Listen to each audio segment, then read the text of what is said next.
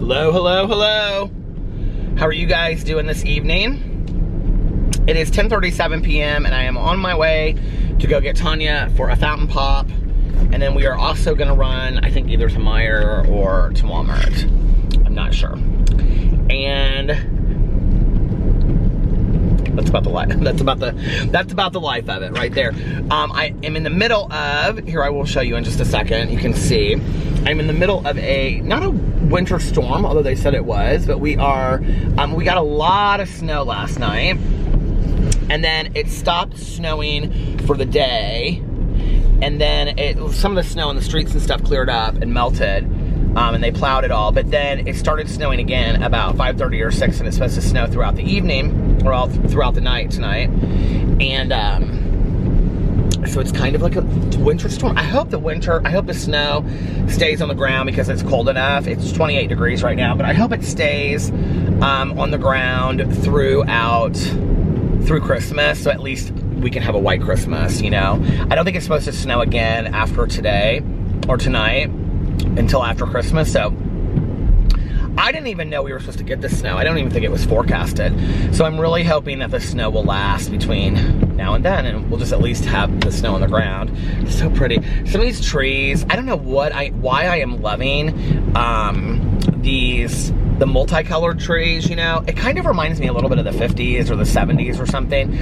But because all these trees and like our neighbors' bushes too, they have like all the different colored lights on it, and then the snow is over it, and it looks so pretty with like the lights underneath the snow. I love that look. So it is the eve of my 25th sobriety birthday, and when you are watching this, it will be my 25th sobriety birthday. And since we're an hour and a half away, I guess I made it. It's weird. I was driving around today. I did a Peterisms video, and I got really emotional in my Peterisms video talking about it, but hold on a second. I want to turn the heat down. It's a little hot in here. I was driving around today, and hold on. Bing Crosby and Andrew's sisters are singing that Melekiyaki, you know that song. But anyway, that came on the radio the other night, and Alex had never heard that song. I go, "You've never heard this song before?" He was like, "No." And I go, he goes, "What does it mean?" I said, "I think it means Merry Christmas." But anyway, what was I gonna say? I was driving around today, drinking my coffee, and I talked on the phone to some people, and I was like in really great spirits and stuff. And I don't know, like I didn't get sad about it. It wasn't that at all. It was more like I became overcome with joy, or just the surreal quality of what I was thinking. I don't know. I just started thinking, like, it is so weird. Like 25 years ago tonight was when I had my last drink and drug. Like 25 years ago today was the last time that I, used anything. And it just seems really, really surreal to me. Snow I thought it was just maybe like kind of flurries a little bit, but it's still really coming down. But anyway, yeah, it seems really surreal that, like sometimes in my head, like I know it's been a really long time. Like it seems like it's been a really long time. I'm coming up on this funeral home, and I used to go to this funeral home to meetings on Wednesday nights. And I think the name of the funeral home has changed. I'll come up here when I come up here. But anyway, I can remember people being like, "Are you going to the funeral home on Wednesdays?" And like that doesn't seem like that long ago, or people that I met back then, because I've known them and been friends with them in sobriety for 25 years, like, and even like the 4 years that I didn't go to meetings, like when I came back in, like people that I hadn't seen in 4 years were so welcoming to me. I was so afraid to go back to my home group So when I came back in, I went to a bunch of other meetings, but my home group has kind of like a sister meeting on Sunday nights. It's a speaker meeting. And so I was going to that speaker meeting every Sunday night. And there's this guy that, he's probably 60. Oh, did I pass the funeral home? No, here it is right here. This is the funeral home that I used to go to. It's now called Indiana Funeral Care, but it was called the Harry S. Moore Funeral Home back in the day. And that was where I would go, and we would call it the Harry S. Moore Funeral Home meeting. I don't know what the meeting was called, what the name of it was. But anyway, there's this friend of mine, he's probably 60 now, and I would go to that meeting, and I would see him, you know, and the first time I saw him, he said, you know, when are you coming back, like, to my home group? And I said, oh no, I'm not comfortable. I don't feel comfortable coming back to that meeting yet. Like, you know, I just don't know what people will think and whatever, because I just literally just walked away, you know? And I was so angry just at recovery and God and everything at that time, you know, when I walked away. And so he said to me that time, he goes, we would love for you to come back. Like, we want you to come back. And I remember thinking to myself, oh yeah, whatever, you know, like, I'm not going back. I'll never go back to that meeting. And then the following week, I was at the speaker meeting again. I think it was like the following week, whenever the next time I saw him was. But he's usually always has a service position at that meeting, so I think it was the next week. He said to me, he said, you didn't come this week to our home group meeting. And I said, no, I told you that I wasn't going to. And he goes, oh, I wasn't, like, asking you. Like, you need to come back to that meeting. Like, that's part of your sobriety. Like, that's your home group, you know? He was like, do you have a new home group? And I said, no. And he goes, okay, well, that's your home group. You need to come back. We want you to come back. And so Tanya was still going to that meeting. So that next week, I think she actually hadn't gone to it for a little while maybe or something, but like not a long period of time. So I said, can we go? And I said, I feel like I need to go. And she was like, yeah, sure. I don't remember the timing of all this. It could have been a month. It could have been, you know, whatever, that this whole thing occurred in 2 months. I don't really remember. But anyway, she said, yeah, let's go. So we did. And I remember I walked in and it was like, no time had passed. People were so nice to me. Like, I've never, ever, ever in a 12-step meeting have somebody,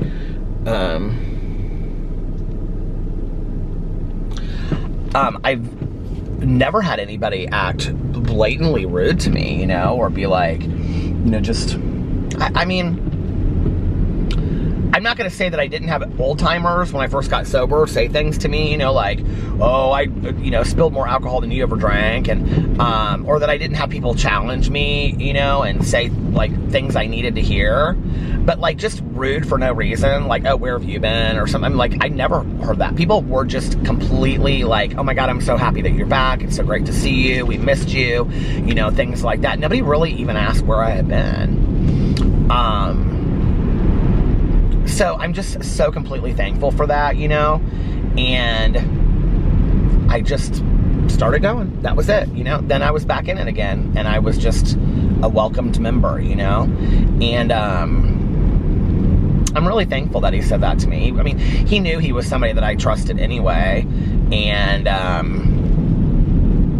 I still see him every Tuesday. He's such a great guy.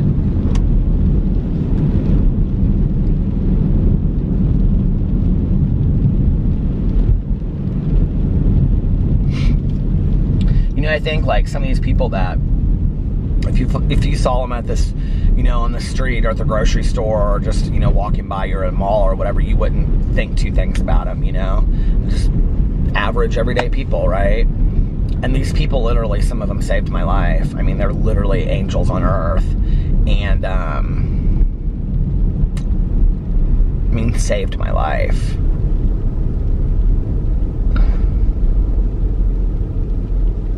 Yeah, I've told this story on here before, but I was looking for a reason to walk away. And I had gotten into a fight with this guy at a meeting one time. Not like a fist fight or anything like that. We just got into an argument. And he called me afterwards, and this story is real long and involved, but anyway, it's the recovery piece of it that is important, not the argument. But anyway, he called me at home that night, and we got into it on the phone and all this kind of stuff. So anyway, I remember I talked to Tanya, and I said, F those people, F him, and F those people. I am never going back to that meeting again. Well, I was looking for a reason just to walk away anyway. I didn't want to be going anymore. There was nothing about it, you know? And so...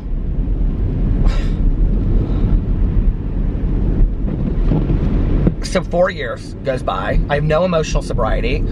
I'm almost worse than I was when I was using, because I'm just angry all the time and resentful and pissed off at the world, you know, everything. And if you lived my life, you'd be pissed too kind of attitude. You know, you have no idea what I'm going. I mean, I was just mad all the time, you know, negative, sour all the time.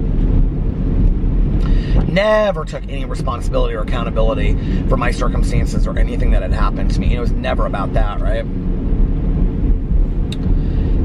Could care less about emotional sobriety, peace, serenity, any of that kind of stuff. And then one day, I just had this breaking point, you know? And, I mean, since I've talked about this the last couple times, our marriage was not good. Our marriage was horrible. Horrible at that point. And, one of the things after so I had asked, well, anyway, so that day I woke up and I was like making a list of things to do, and I was like vacuum, fold laundry, and it was in January. And I got like third down the list. It was like vacuum, do laundry, it was something else, I don't know.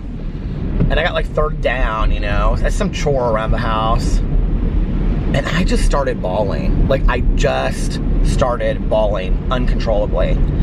And I called Tanya immediately. And my sponsor and I were still close at the time, but he had been ill for a long time. He has rheumatoid arthritis. He has horrible arthritis. This was my sponsor that I had the majority of my sobriety. So he couldn't leave the house a lot, you know? So I called Tanya, and I was like, will you take me to a meeting tonight? I just was bawling, you know? And she was like, I've been praying every day for 4 years that you would ask me that. Of course, I'll take you to a meeting. So we ended up going to a meeting, much in a snowstorm like this. Funny that like all of these moments of clarity always happen during snowstorms for me. But anyway, we went out in a snowstorm, and there was like, and she asked me, do you want to go to our home group? Because it was on a Tuesday night that I came back in. And I was like, hell no, you know? So we went to this other meeting, and there was like 6 or 7 people there, 5 or 6 people maybe, including us. And one of the other women there was somebody that I had known from back in the day. Like, we had gotten sober together. I had known her for a long time, and she had gone back out, not used, but just hadn't been going to meetings. And I think she had just not used. Maybe she did, I don't remember. But anyway, it didn't matter. We were sitting there talking about, like, in the meeting, about coming back in, and we were both like, this is almost kind of like kismet. Like, we were both supposed to be at this meeting that night, you know? So on the way home, I said to Tanya, when I got to her house, I like walked inside and said hi to Eric and stuff. And I mean, I had seen the light. Like, I was back, you know? And I said to Tanya, I said, do you want to go to a noon meeting with me tomorrow? Because this clubhouse has meetings at like 7, 9, noon, and 8 every single day. This recovery clubhouse. And other times as well. And she's like, you know, I'm really proud of you for coming back in, and I'm totally supportive of you. She goes, but I have to work tomorrow. And she was like, and I've been going to meetings for the 4 years that you haven't. She was like, so I think it would be great for you to go to a meeting by yourself. Well, I was terrified to do that. Like, I was really, really scared to walk into a meeting by myself. But I did. Now, okay, I'm gonna go get her. When I come back, I will tell you guys the rest of the story, okay? Bye! Okay, I'm back. Watching all of the plow trucks. There's plow trucks everywhere out on the roads. Tanya and I drove around for about an hour, and we went to Meyer too. We were trying to figure out how to put my car in 4-wheel drive, which we have it in, and then I also have it in the snow thing. But I cleaned up my windshield wipers, and now they're like, but there's this thing on my car, and the button is right here, but it won't let me turn it off. And it's like, it shows the car like, you know, like fishtailing, and then it says off, and it's right there, but I don't know how to turn it off. Like, I don't know how to turn it on.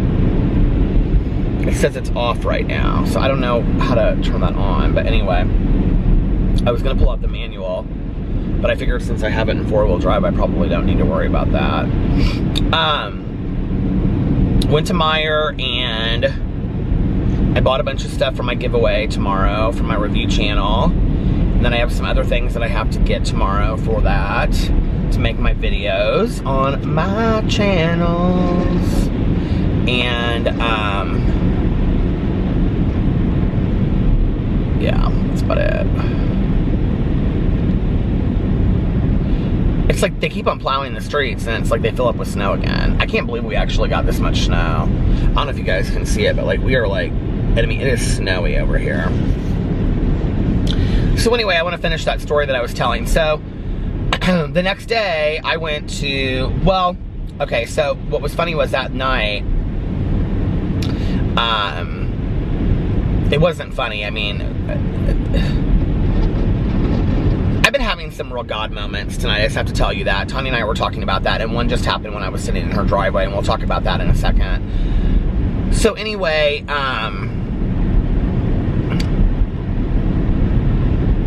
like a really strange God moment. And y'all know I believe in like signs and messages and things like that. And something happened, and it could be completely coincidence, but I'm not a big believer in coincidence. So anyway, that night on the way home, because I kind of made a decision after I went to that meeting that night that things in my life were going to change, that I was no longer going to continue to go out, and that like on a regular basis, and I didn't know that I was gonna go out at all anymore. I just didn't know how that would fit into my life, because I made a commitment that I was going to come back in to the rooms of recovery, and that I was going to do the things I needed to do. And what happened was, I was driving around that night, and I was thinking before I went home, because I knew I kind of needed to sit Alex down and present this to him. And I was listening to this speaker lead, and a speaker lead is when somebody gets up and they tell their story. And basically what they do is they talk about like what's happened in their life before they got sober, how they got sober, and what their life is like now. And you usually go through and kind of apply it to the steps. So anyway, I mean, you don't have to, but you can do whatever you want to do, and it's your story, you know? Well, there's a website, and it's called xa/speakers.org. And it's a free website you can go to, and it has literally every 12-step program in the world. It has Alcoholics Anonymous, Narcotics Anonymous, Heroin Anonymous, Overeaters Anonymous, Marijuana Anonymous, Cocaine Anonymous, Al-Anon, Nar-Anon, Alateen. It has every Gamblers Anonymous, Codependents Anonymous, Adult Children of Alcoholics, ACOA. I mean, it has every 12-step program out there, and then it has all these different speaker leads, so you can go in there and just find whatever you want, and then you can listen to people tell their stories. And I've always, like, hearing people tell their stories has always really helped me in my recovery. In fact, maybe tonight after I get done vlogging, what I'll do is I'll get on there and I'll listen to one of the newer ones, because on the right-hand panel, they always have the newest ones. And I haven't gone in there in a while. Maybe I'll go in there tonight and just randomly listen to one and see if it speaks to me. I don't know. It's kind of that night. It's really weird, you know, like, I know I left the bar not too late, probably between like 1 and 2 that night. And I went downtown, and I don't know how long I was at Jack's house. Probably till, I mean, it took me a half an hour to get down there probably, so. I think my dad came out at like 4 or 5 o'clock in the morning. So,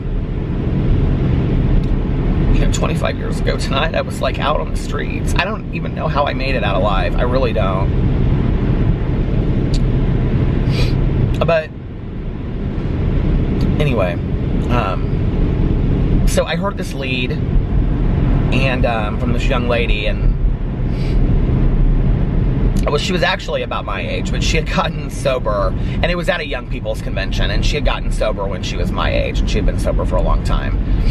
And And I think she had gotten sober maybe younger than me, like 18 or 19 maybe, or 17 or something. I don't know. But she was about my age and had been sober for about as long. And she was talking in there about why she was so involved in recovery, and why she did so much service work, and why she went to so many meetings and whatever, and why that had always worked for her. And why she had all the things in her life today that she wanted. And she had like ended up like not even having a high school degree, and she went back and got her GED and then went to college and then went to law school, I think, and something. I mean, she had like this really powerful story. And she ended up becoming like a judge. And so anyway, she said this one thing, and it so resonated with me. She said, it's hard to fall off the wagon when you're sitting in the middle of it. And you know, what I had done for 4 years is I had fallen off the wagon. I hadn't drank, but I hadn't used any drugs, but I had stopped doing all of the things I needed to do. I had stopped surrounding myself with meetings and people in recovery, and I had stopped doing the things that had worked for me for so long. And the one thing is that before I stopped going to meetings, I was active, but I wasn't super active. Like, I went to meetings, I shared, I didn't do tons and tons of service work. I did what was necessary to get by, but I wasn't like I am today. Like, I'm super involved today. And, something changed in me that night, hearing that lead. You know, I was like, if I want what she has, if I want this, you know, if I want this hope and I want this joy and this amazing life, that I'm going to have to do the things to sit in the middle of the wagon. I'm going to have to introduce myself to every newcomer that I meet. I'm going to have to make myself uncomfortable. I'm going to have to share things that are uncomfortable for me to share in meetings. I'm going to have to really do the work, you know. I'm going to have to do a lot of service work. I'm going to have to get really involved, and because I wanted what all of the people had that did those things, you know? And so I came in, and like the months after, I came in kind of in a gusto, and I've, you know, been on that ever since. But that next day, I went to this meeting, and there was like no seats in this noon meeting. This noon meeting is always packed. I still go to it from time to time. But anyway, this is so weird. I'm taking it off a four-wheel drive.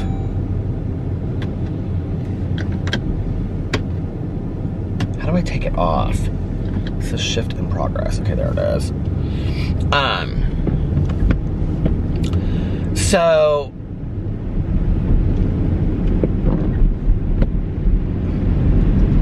the next day I went to this noon meeting, and there were literally like no seats there in the whole place. And there was this one seat up against the wall. Well, I mean, all the seats were around the wall. Well, actually, that's not true. There's two tables in the middle of the room that people sit around, but mostly people just sit up against the wall, and it's like this huge meeting. And so anyway, I went to go sit down next to this woman who later would become a very good friend of mine, but I didn't know her at the time. And there was like two seats next to each other next to her, and I went to sit right down next to her. And she said, "Would you mind sitting at the other seat?" She said, you hear all this snow spitting up. She was like, "Would you mind sitting at the other seat? I'm holding the seat for somebody else." And I said, "Oh no, that's not a problem." And so, it was like right before the meeting started, like nobody came for the seat, and I was sitting there for like 10 minutes. And then like right before the meeting started, or right as the meeting started, this guy walks in and sits down, and it's the guy that I had the argument with the last time I had gone to my home group meeting, you know? And he sat down next to me, and I mean to tell you, when you have to remember, okay? I mean, it wasn't like, I mean, I'm a day back in. I was not peaceful and serene. I was angry, resentful, bitter, and pissed off. And I had all of that in my head. And when he sat down next to me, first of all, I did not acknowledge that he knew who I was. I was like so bitter, and I just was like, I can't remember when he said something to me, but it wasn't like when he first sat down. And I just was like, I cannot believe that, just sit down next to whatever, right? I don't think it was in his share. It might have been in his share, but I don't think so. Maybe it was. I don't remember now. But he looked at me and he said, after the meeting, can I talk to you outside? And I said, yeah, sure. And so, I was just telling Tanya the story, you know, because I always, like, remember all these stories that really powerfully affected me. And she was like, I love that story whenever you tell that. And so I went outside afterwards and saw him. And we're standing there, and he said, I think I owe you an amends. I was like, okay. And I said, I think I owe you one too. And it was just like, all was forgiven, you know? And I had shared in the meeting that I, you know, hadn't been in a meeting in 4 years, but the night before I had come back in, and he said to me, he said, you know, you don't know this, but I went back out and I started using again.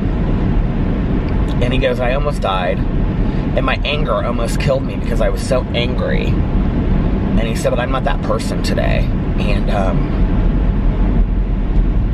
he said, thank you for allowing me to make amends to you.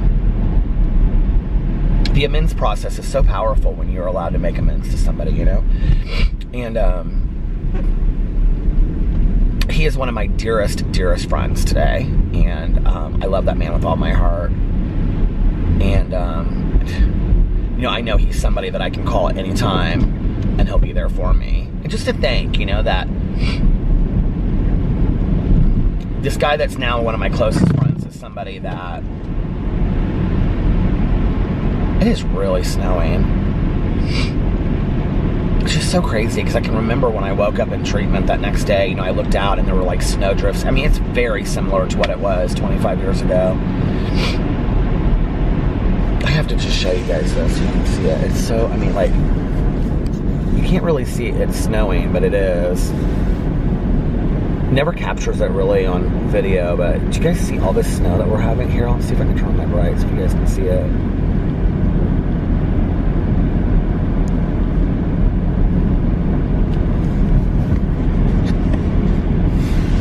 So pretty though, but it really reminds me of the night that I got sober. Put this over here. And I woke up the next day in treatment. I looked outside at these snow drifts right outside the window at the hospital. I was like, you are so screwed. But anyway, you know, the power of that forgiveness.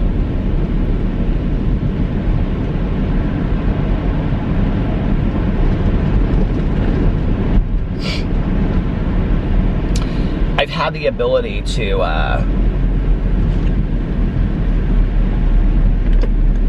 make amends to a few people this year that it was really important for me to make amends to, people that I had wronged. And I won't say that I think, like, in every situation, it turned out perfectly. But I would say in one situation, I feel like the amends was made and heard and respected, and we had a respectful conversation. I would say in the other one, I kind of, you know, with the guidance of my sponsor, she really wanted me to stay rather ambiguous and vague in the amends and not to take too much responsibility for things. And this was the last one that I made this year. And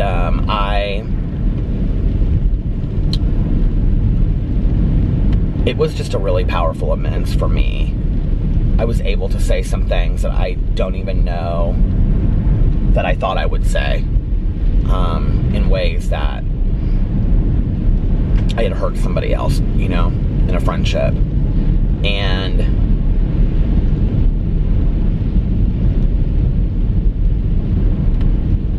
I think, like, one of the hardest things for me is, you know, I think in remembering that my job now is to not create further harm. And that's hard sometimes, you know?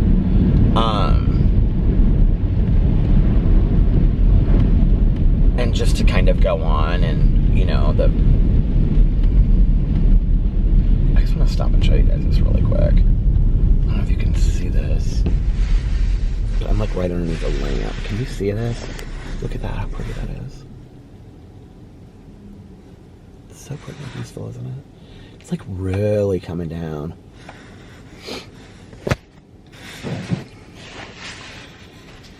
And then in the other amends, we have become very dear friends. And I never expected that, you know? I never expected that. And I have to say that the strangest thing for me about amends is that, you know, I've known about the amends process for 25 years since I got sober. I mean, it's something people talk about all the time in the rooms of recovery, but I don't think I really understood the power of amends until my friend made amends to me that day at the meeting. You know, I don't think I really got it.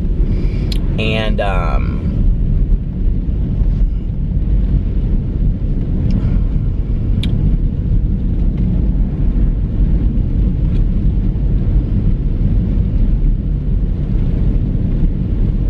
you know, and amends is not saying I'm sorry, but I have learned in the last year that sometimes people need to hear I'm sorry. Sometimes people, that's the language they speak and they deserve to hear that.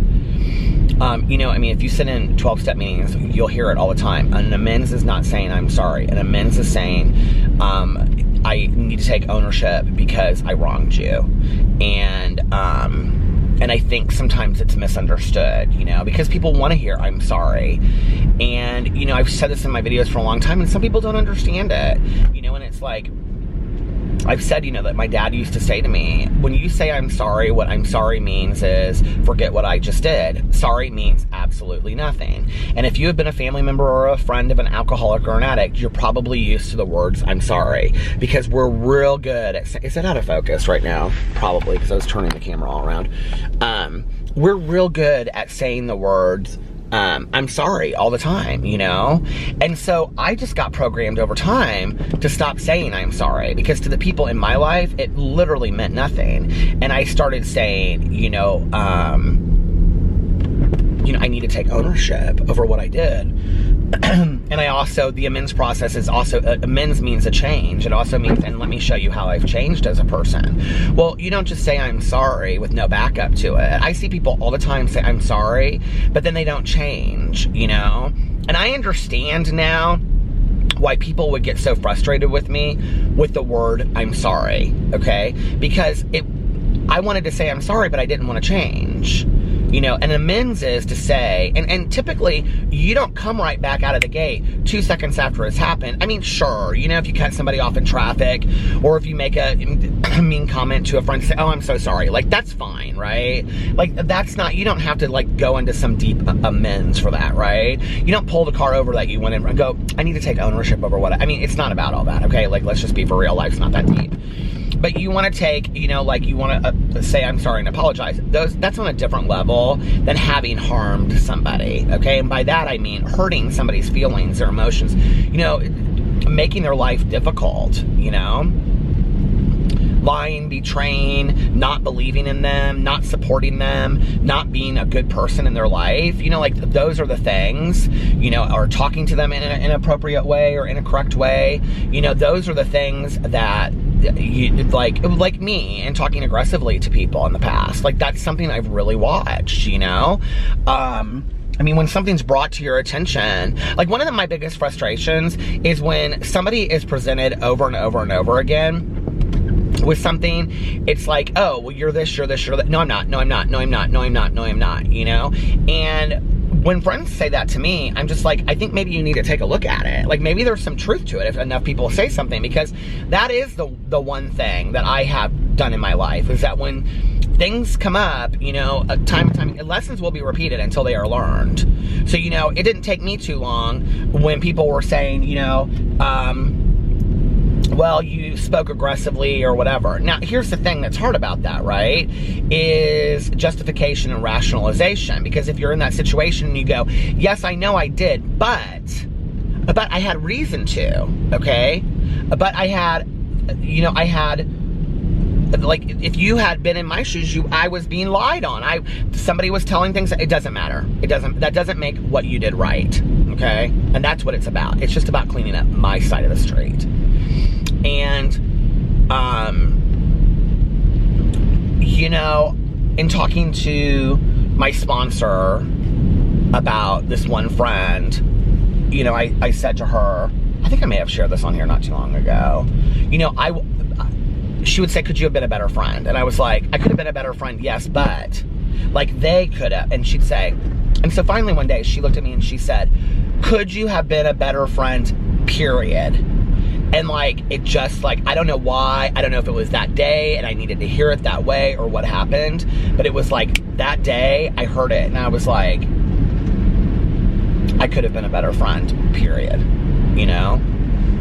And that's freeing to be able to then go take responsibility for that and just end it right there on your stuff. There doesn't need to be any argument. There doesn't need to be any back and forth. It's just taking total ownership over your part. And it's really freeing. And I don't even know what happens in that moment, but you kind of really don't even need to hear them take ownership because it doesn't really matter anymore. What they did, what their participation is, it doesn't really matter. And what you realized in that moment was it never really did to begin with. It was never about them. It was about you and some really crazy need to equal the score and, you know, and let everybody know who did you wrong and whatever. I'm not about all that today. I don't care. I really don't.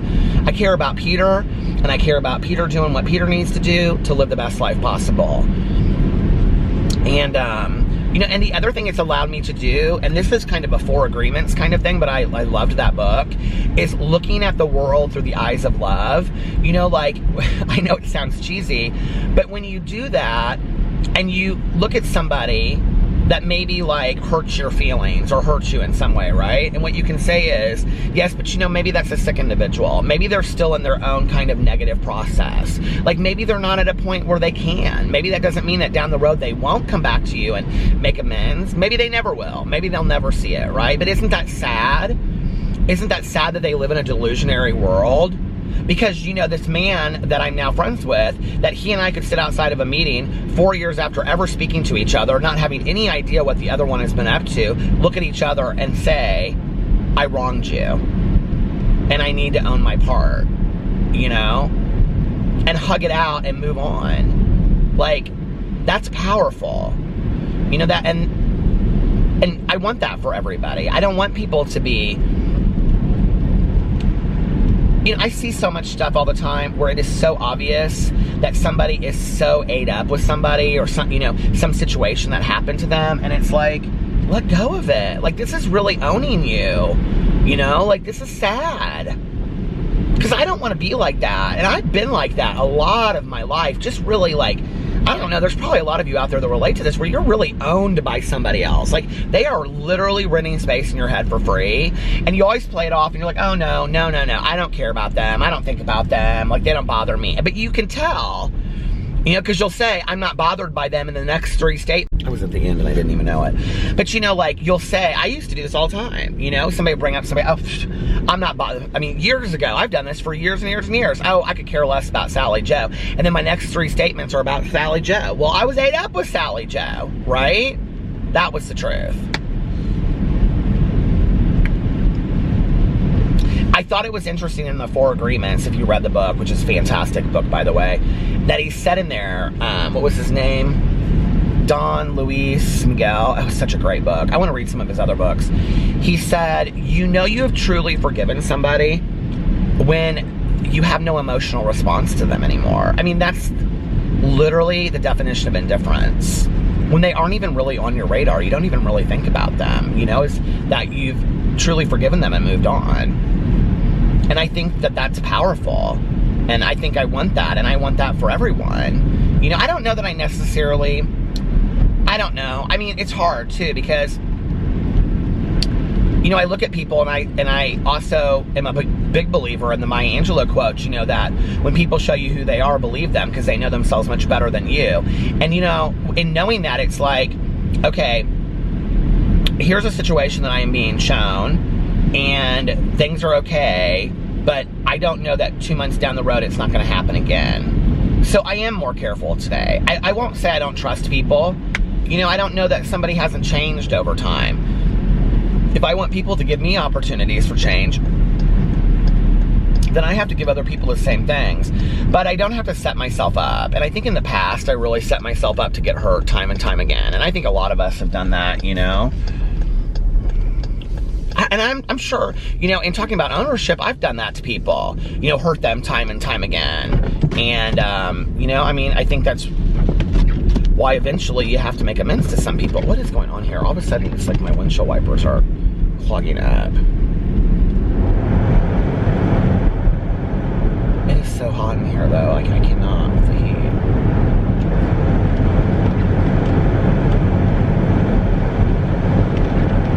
Ugh, my windshield wipers are now icing over, like, in a spot here and here. So I'm gonna have to pull over in a second, but I really don't want to get out of the car. I'm on this, like, country road now. I'll wait till I get to a housing addition. I was sitting at Tanya's house. I helped her carry all of her stuff inside because, of course, she had 10 bags. Not really, but she did have like 8 bags.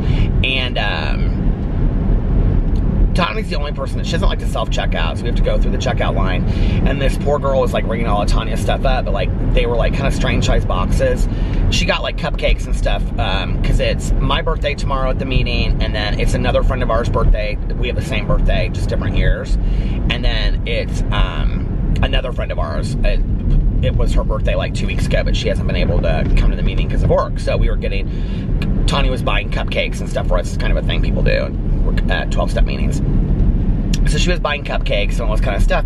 But these cupcake things were not fitting into, my toe just started feeling so weird. What is going on? No, I do not have my flip-flops on. I came inside the house and I do have my Sperry boat shoes on though, which are soaking wet. But I came inside the house and I took these shoes off and I put my Birkenstock sandals on and I walked around the corner and Alex was watching Very Cavallari. He was very excited because Justin Anderson, the hairstylist, who Alex adores, he follows his Instagram and he loves the relationship with him. He dates one of those Rhodes brothers. Do you guys know what I'm talking about? They like came out to their dad on YouTube on the phone. It was like a real emotional video. So anyway, Justin Anderson is a hairstylist and he's like Kristen Cavallari's best friend, one of them. And one of her good friends. I guess you can only have one best friend, right? And so anyway, it was their Christmas party. It was cute. And so I was watching a little bit with him. But I came around the corner and he saw the Birkenstock sandals and he goes, "Are you seriously out in this snowstorm in Birkenstock sandals?" I was like, "No, babe. I took my shoes off at the door so they wouldn't track snow all through the house." He was like, "Oh." He was like, "Yeah, it's bad out there. It is bad out." I didn't know we were supposed to get snow. I have to tell you, I am real excited about this though. I'm living for it. And it's just so pretty, I think. But anyway, so I was sitting in Tanya's driveway, like before I left. I came out to the car and helped her carry her stuff in there and whatever. And said hi to the dogs and whatever. Anyway, her husband was asleep already. So I was getting ready to, God, there are all these big snow trucks out. I was getting ready to leave, and so I was sitting in our driveway and I was like watching, I was like going through YouTube videos. I was just kind of going through my suggested videos and all this kind of stuff. And I have not watched, like I go through periods where I watch this, but it's usually around the Oscars that I do. And Bette Davis giving away the award for Best Picture in 1986 came on. So I watched a video, and it was Out of Africa, which is one of my mom's favorite movies. So then underneath it, the very next suggested video was Audrey Hepburn receiving the Cecil B. DeMille Award at the Academy Award, or at the Screen Actors Guild Awards. And so I watched that video. And that was kind of my mom's thing. You know, my mom and I's thing was the Academy Awards. And definitely Audrey Hepburn was a huge part of that. I mean, my mom adored Audrey Hepburn. Breakfast at Tiffany's was one of my mom's all-time favorite movies. Not to mention, I mean, what were some of the other? Wait Until Dark. Love that movie. I think it's with Gregory Peck. And then who else? Charade with, what was his name? Oh, shoot. Why can't I remember? I loved him. Cary Grant. I dressed up as Cary Grant one year for Halloween. And my friend went as Ginger Rogers. And she was Ginger Rogers and I was Cary Grant. And we were like 10 years old. Nobody knew who we were. It didn't matter. But anyway, one year I think I went as Fred Astaire too. Or was it that year I went as Fred Astaire? One year I went to something as Cary Grant. I don't know, it was like a theme party, but anyway, I was young. I used to watch all old movies when I was a little kid, so of course everybody that I loved, nobody knew who they were. But, so, what was I gonna say? I don't even remember now. Oh, I was sitting there watching her speech, and she started talking about it, and she's like, you know, she said, it's always interesting that I get nominated for these things. She said, you know, for the last 35 years, I've got to film video, or I've got to film, she said, I've got to make movies. See, I applied it, of course, to me, because I'm Audrey Hepburn, but no. But she said, I got to, you know, make movies and meet some really fun, fantastic people and make a lot of friends. And she said, had the most amazing life ever. And she goes, and I get an award for that. And I sat there and I thought about that. And I thought, you know, it's not been all, you know, cherries and unicorns or whatever they say since I got on YouTube. But it's been pretty damn amazing. You know what I mean? And I've only been on it 3.5 years. But I kind of feel the same way. I mean, there's been some really low moments, and I think those of you that have followed me for a while know what I'm talking about. Actually, I reached out to somebody tonight, or I reached out to somebody yesterday that I wanted to talk to, that I kind of highly respect. And I kind of didn't expect to get a response, honestly, and they responded to me. And I was like, I got real emotional. And I was like, I don't know, it was weird going into 2020, you know, the next year. And I'm like, on an emotional and spiritual level, like, I feel like I'm going into 2020 where I'm supposed to be or where I want to be, you know? And, so anyway, I don't know, I was just sitting there listening to it, and I was like, is this you, Mom? Are you up there? I mean, I believe that she is, you know, but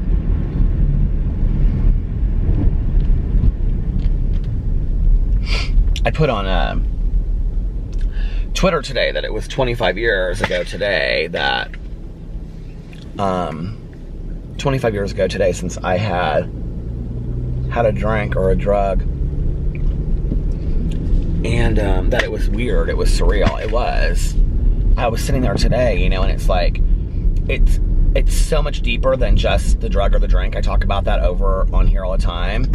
But it's also like when I think about that, like in response to like a beer or a Jack and Coke or like a joint or whatever. I mean, we didn't smoke blunts back in the day, but you know what I mean? Like when I think about that stuff, it's like really weird to me. I mean, I get it because of addiction, don't get me wrong, but that stuff had so much control over me that it literally was standing in the way of my life and I didn't even realize it, you know? And that getting rid of that stuff and doing all the other stuff, I'm gonna stop here because I gotta clean out my, hold on a second, ignition. I gotta clean off my windshield wipers, hold on.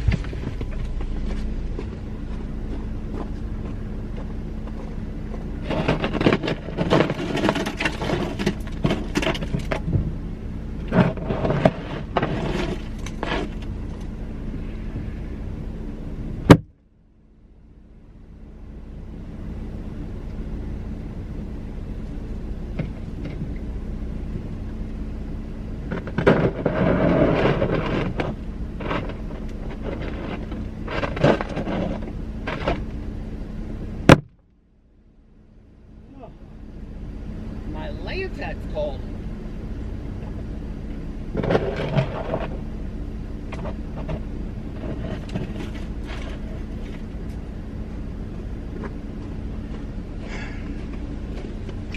Just so you know, Peter is that one person in Indiana that doesn't wear mittens, and my hands, I was scraping my I got snow all over myself.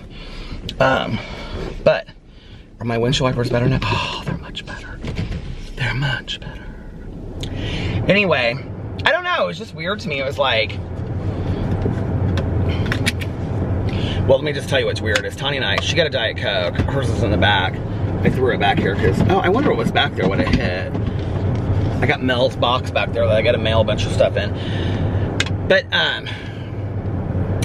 got this vanilla orange Coke, which I liked, and I've gotten it a couple times, but I did not like it tonight. Tanya and I were both talking about how our Coke's in this bottle. Like, I like a fountain pop. But anyway, I don't know. It was just weird. I was like, man, it has been, like, it's been 25 years. Like, I haven't had anything in 25 years, you know? I haven't had a drink, a beer. I haven't had a joint. I mean, I haven't had a pill. I haven't had anything in 25 years. It just seems, I don't know. It just like hit me out of the blue. It's not like I don't think about that. I mean, I go to meetings all the time and hear people talk about stuff, you know? But I think, like, and I was talking to Tanya about this tonight, it's like, I think to some degree, because I have been sober for a long time, and we were both talking about this, it's like, I think I kind of take it for granted, you know? Like, I think I kind of, I don't know that I necessarily, maybe take it, my hands are soft, they feel so soft tonight. I don't know if I necessarily take it for granted. I just don't think a lot. You know, it's just such a part of my life today that I don't really think about, like, the day-to-day. I mean, like I put this thing, so I said I put the thing on Twitter, and so many people were so nice about it and said, did I say that already, that I put it on there? So I put this thing on Twitter, and I was like, 25 years, I'm driving around or thinking about, anyway, I put something up there about it. I haven't had a drink or a drug in it was 25 years ago. Today was the last time that I had a drink or a drug, and it seems surreal. And if I should make it till tomorrow, if I make it till tomorrow, then I will have 25 years sober, which I have 25 years sober. It's 1:43 in the morning. Seems weird. And so I should have shown you this app that I have on my phone. Well, when I get up to another place to stop, I'll show it to you. But anyway,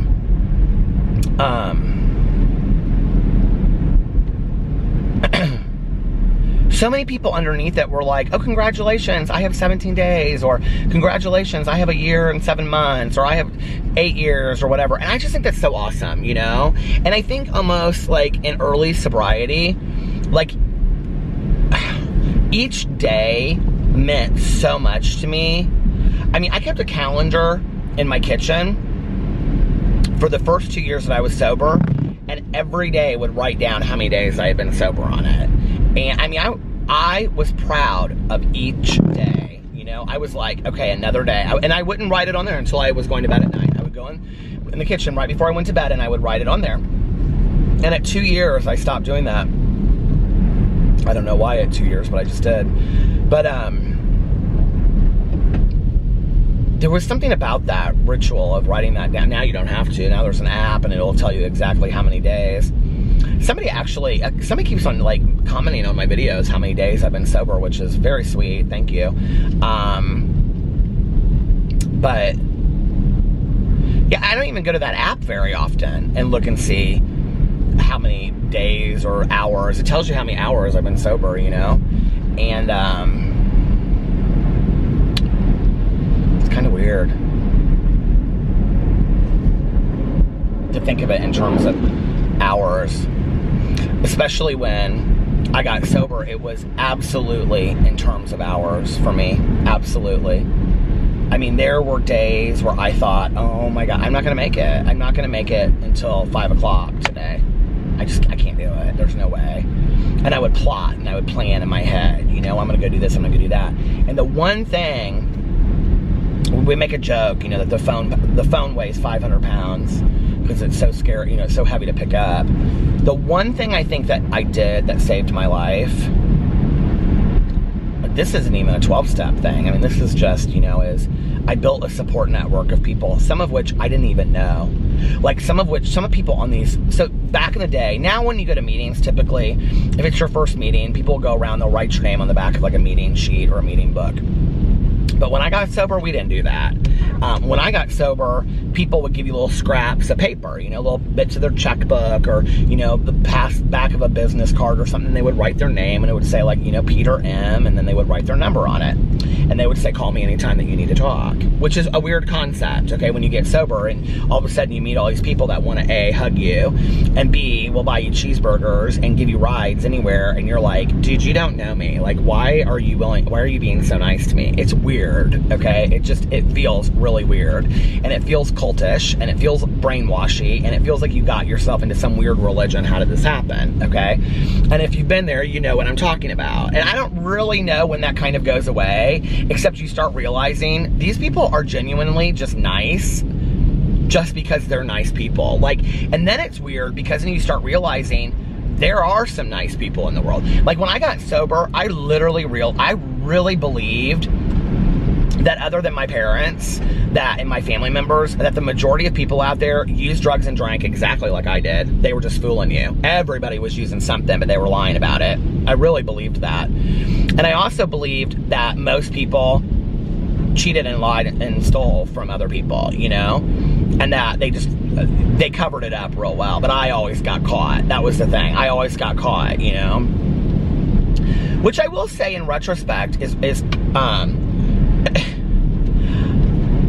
you know, like when my friends drank and stuff the same way that I did, that most of them didn't get DUIs, you know, but I did. And, you know, I kind of look back on that sometimes and think maybe that stuff saved my life. I don't know, you know. But I thought they just came through here and plowed this. And now it's like, do you hear this? But anyway, I think the thing that I did that saved my life, and I don't even really, to be honest with you, I don't know how I did it, because it's so out of character, even for who I am today. I really struggle with picking up the phone, or, like I said, reaching out to somebody that I don't know, you know, and just being like, hey, like, can you help me, or I need some advice, or, you know what I mean? Like, I've never been that person in my life, and it's not pride or ego, it just isn't, and I wish it was, because that would be something I could work on. It's just absolute anxiety or social anxiety and fear of what somebody's going to think of me, you know, and not wanting to burden anybody, not wanting to bother somebody else. But I would sit there and I would, you know, like, I had like my dealer's numbers, and this is back in the day when I had like, it wasn't a rotary phone, but it was like one of these like long phones. It was like, do you guys remember what I'm talking about? It was like one piece, it was like that, and then it like hung up on the same thing, and then you like, I had the cord that wrapped through 15 rooms, you know, it was so long, and the answering machine and all that, and I would literally, I'd have all these little pieces of paper, and then I would have my dealer's numbers right there too, and I was like, okay, if it was like 4 o'clock, I'd be like, if I can make it to 4:30, I can use at 4:30. I also lived 1 block from a liquor store. I don't remember what the liquor store is called, but there was also Kip's Pub in there. And if you're from Indianapolis, you'll probably know what Kip's Pub is, because it's been around forever. And I used to go down there and drink and shoot pool in the middle of the day by myself. And I would drink Jack and Cokes and beer all day long and walk back by myself. I would shoot pool by myself and drink. It just, at 21, 22 years old, it just seems so surreal to me. I was supposed to be in school, so I had to be somewhere, because here's my thinking, okay? I didn't think, don't answer the phone. I was like, well, what if somebody drives by and they see my car, you know? I'll just not answer the door, and then they'll think I left with somebody else. So I don't even know the rationale of that. So I would walk down to Kip's Pub and get drunk, and then the other end, another block the other way, was shoot, what is it? It's still there. Did they turn it into, no? What is that called? It was Kassler's, and now they, the one out at Geist. What's the one that's right down? Ale Emporium. So 1 block to the right, I had Ale Emporium, and 1 block to the left, I had Kip's Pub. So I was just fine. I didn't need a car. I could walk wherever I wanted to. And then the liquor store at Kip's Pub, I would go down there, and then on the way home, stop at the liquor store and come on home. And that was my life. I drank alone a lot. It was really a sad reality. What was I gonna say? I don't remember what I was gonna say.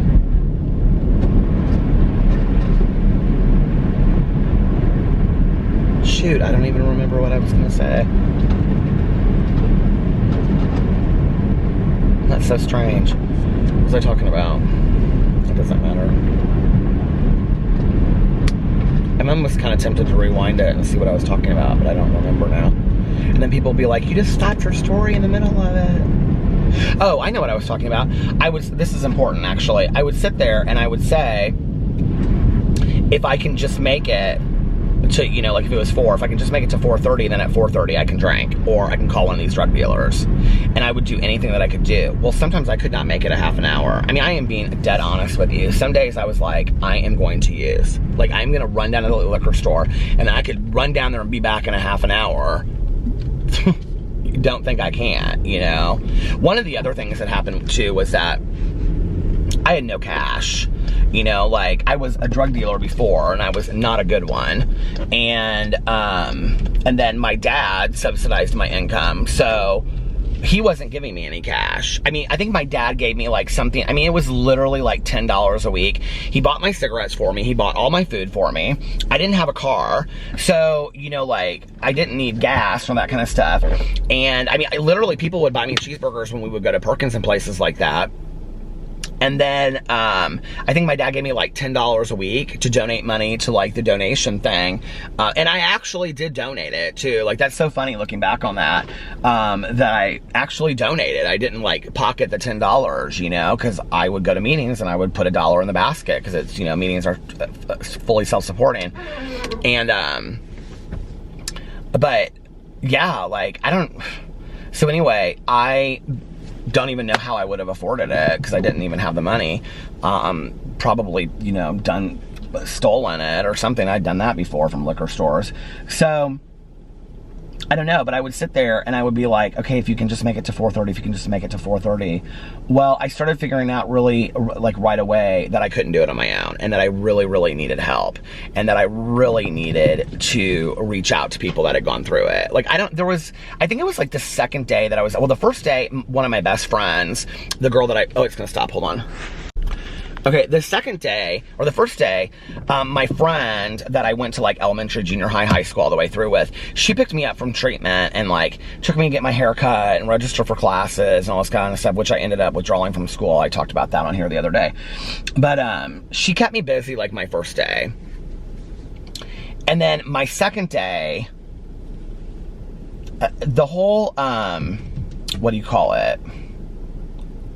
Celestine prophecy thing happened on like the 3rd or the 4th day when I had like this awakening. Maybe it was longer than that. It had to have been longer than that. No, I don't know, but it was right after that. But anyway, I had this kind of like wake up moment of clarity. I don't remember the time of it, honestly. I have no idea. But anyway, I had this day and I can see myself in my head like standing there, and I was just like, I gotta call one of these people. I cannot do this by myself. And I've always tried, and I remember thinking to myself, I've always tried to do this my way, and it's never worked in the past. And so I picked up some number and I called this person, and I remember like they came over and, well, the sponsor that I had, it was like sponsor a friend, that this guy that they introduced me to, he came in and like was it my first day? Maybe it was my second day. I think it was that, and maybe this was the 3rd day, I don't know. But I had like all of these like wine bottles in my kitchen and all this kind of stuff. And he made me bag, I was so pissed. He made me bag all this stuff up in trash bags, and at the end it was like 5 or 6 trash bags of all this crap, right? I had to get rid of all of my like margarita glasses, my martini glasses, every cocktail glass I had, everything that had anything to do with alcohol in my house, I had to get rid of, including t-shirts that said Budweiser and Moosehead beer and all that kind of stuff. I loved these t-shirts. But anyway, I had to bag it all up. And he said, you're not gonna have anything that's representative of alcohol or drugs in this house. And I was like, okay. And he kept on saying, like, where do you have stuff hidden, and where do you have stuff hidden, and all that kind of stuff. But I had already had to tell that when I was in treatment. And I was actually honest about that, because that was the point when I was kind of afraid. So my dad had gone through, and he my dad had that place cleaned. I mean, there was nothing. And so, or was there like one incident? I feel like there was something that I had in a coat pocket one time. Anyway, so he had me carry all of the, and I looked at, I said, okay, and he goes, so you're gonna carry this out to the trash? And I said, okay. And I picked up like 2 bags, and I started walking out, and he started following me, and I go, aren't you gonna help me carry the bags out? And he goes, oh, no. He goes, this is your weight to carry, this is your trash.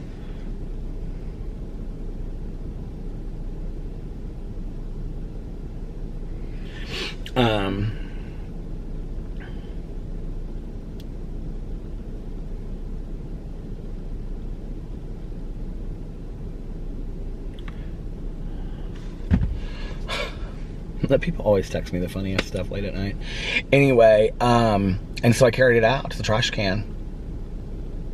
I don't know why. That was like a really powerful moment for me when he had me do that. Because it was like a physical thing, you know? Oh, I know what I was going to do. I was going to show you. Here it is. The 12-step companion. It says right here, you have been sober for 25 years, 300 months, 9,132 days, and 219,143 hours. Thank you, God.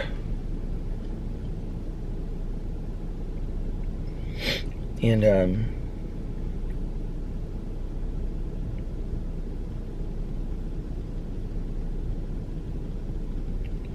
this is my favorite part.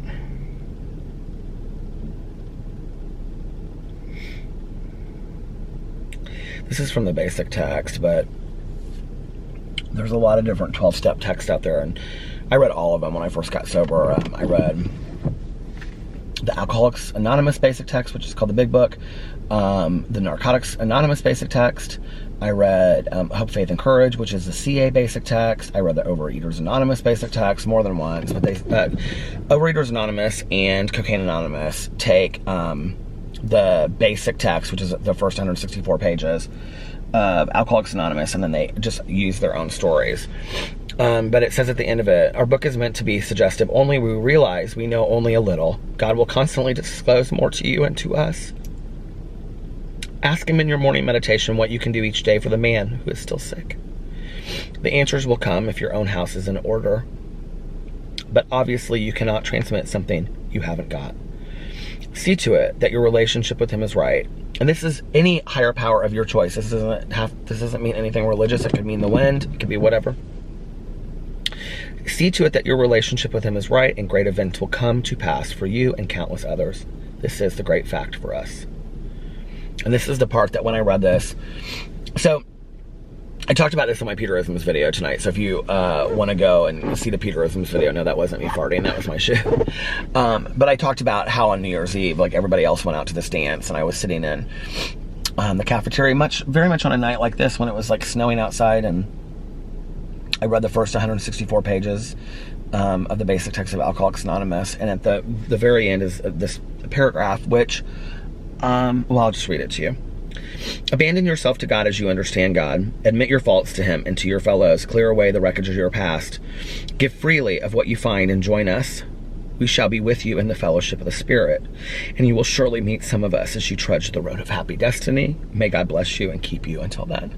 And I can remember like hearing that, and I've talked about this on here before, and I talked about it in my video today, and every time I talk about it, it gets me so emotional because I'm just so thankful for my life.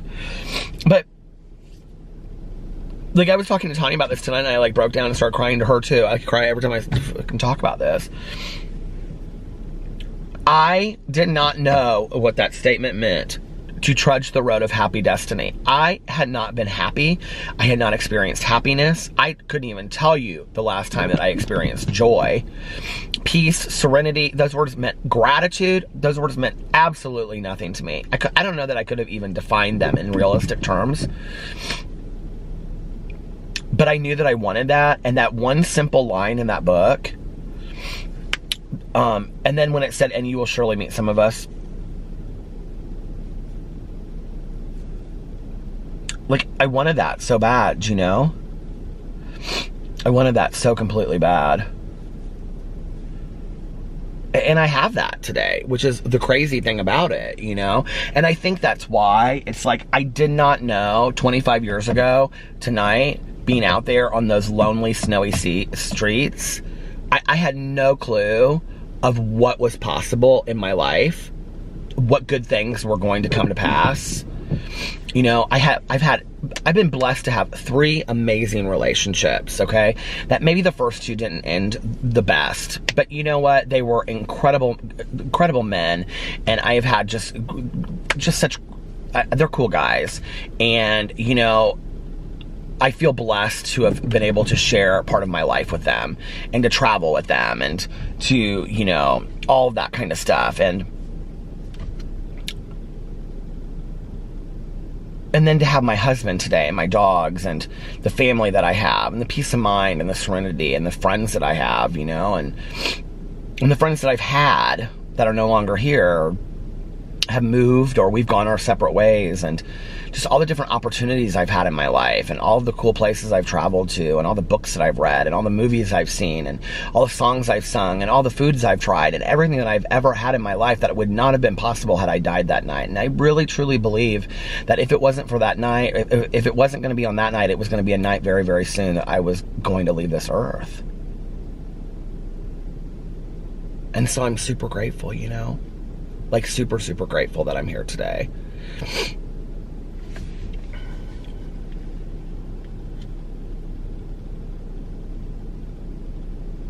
That's so crazy to me.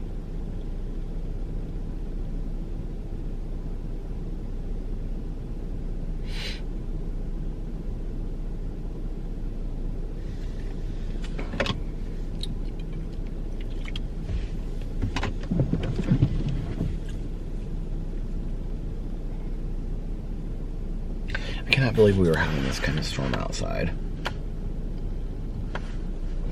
I'm at the Speedway. I'm waiting for my friend to text me back, because I think she might want to talk. So if she wants to talk, I'm going to call her, and I'm going to end this vlog. But if she can't talk, keep on talking on my vlog. I kind of have to go to the bathroom though. Maybe I'll go into the, I might get something else to drink. This vanilla Coke is not where it's at. I actually think I am going to throw that out and get something else. Where did I put the cap on it? I have like this little secret compartment. It's not like really a secret compartment, but it's where I put all my cords. It is so convenient. I wish every car that I had ever had that. It's so convenient.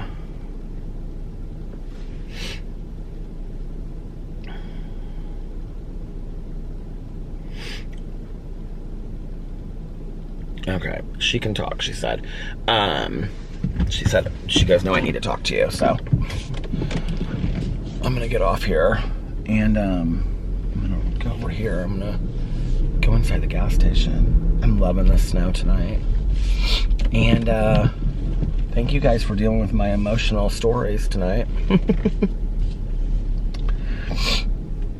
My emotional stories. I actually have no idea how long I've been vlogging. Have I even been vlogging an hour? I think I have, but I'm not sure. You know, I try to. What I don't understand with the back window, do you see that? It's like so completely fogged up. Maybe I need to put the rear thing on there, but the rear, family friendly. But I cleaned the window out the other day. The front window is completely clean, so I don't know why the back window, oh yeah, it's defrogging. It's defrosting. Anyway, thank you guys for allowing me to make videos every day over here, and you guys listening to them. And I kind of was excited tonight to drive and talk, and I knew I was going to talk about this stuff, and I'll probably talk about it tomorrow too. Maybe some stories that I haven't told on here about my sobriety, you know, but let's aim in that direction, since some of you probably heard these stories 5 and 10 times. But it's crazy to me that I'm coming up on the end of 3 years on this channel, and I never really thought that there would be a time, you know, like I could just never, if somebody had said to me, like, you're going to like sit in a car and drive around and people are going to watch us every single day. In fact, I have friends of mine to this day that are like, okay, so let me get this straight, right? Like, you drive around in a car and you talk and people watch that, and I'm like, yeah. And they're like, how many people? Like 100? And I'm like, oh no, it's like several people watch it, like a couple thousand. And they're like, seriously, who watches this? And I'm like, people like it. And I'm like, it's really fun for me, and it's really super cathartic. And I I think you guys all know that I like each of my channels like affects me in a different way, but this is truly my heartstone over here. And I feel like this is where I can just talk about it all. And I always, like, when I'm done talking over here, like my Peterson's videos, like when I read the meditations, they kind of resonate with me throughout the day. But over here, when I'm done talking, I just feel like I just did journal writing for an hour. Like, it's so cathartic for me. Where are all these people coming from into the gas station? That guy is so, he was like combing, this older guy, he was like combing his hair as he was walking in, with like one of those little combs, you know, you get on like school picture day. But anyway,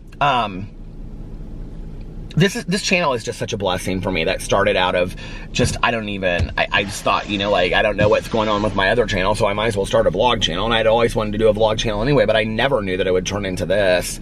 And I just feel so blessed that you guys watch every day and allow me to have this place that I can come on here and just, you know, talk about my life, and then I leave here and I just feel like this weight lifted and I feel so good. So thank you for being part of that, and thank you for allowing me into your homes and in your cars when you listen to me and wherever you're watching this, and just into your life and into your family. I do want to give a shout out really quick though. Hold on a second, this is the very end. Somebody reached out to me. Well, I guess I'll give it tomorrow because I want to make sure that I read the right person. So I'll do it tomorrow or the next day. But I've got somebody that requested me giving them a shout out, a couple that watches me on a regular basis, which was really, really sweet.